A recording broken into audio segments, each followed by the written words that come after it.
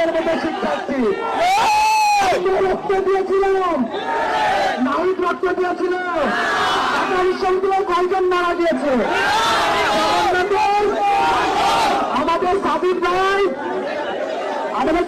তো রক্ত দিয়েছে, মারা গিয়েছে। সুতরাং আমাদের প্রায়োরিটি আগে, তারপরে অন্যান্য বিশ্ববিদ্যালয়।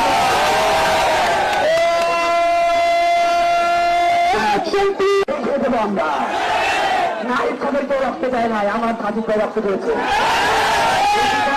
আমরাই পারি, নাহিদ সাহেব লাগবে না।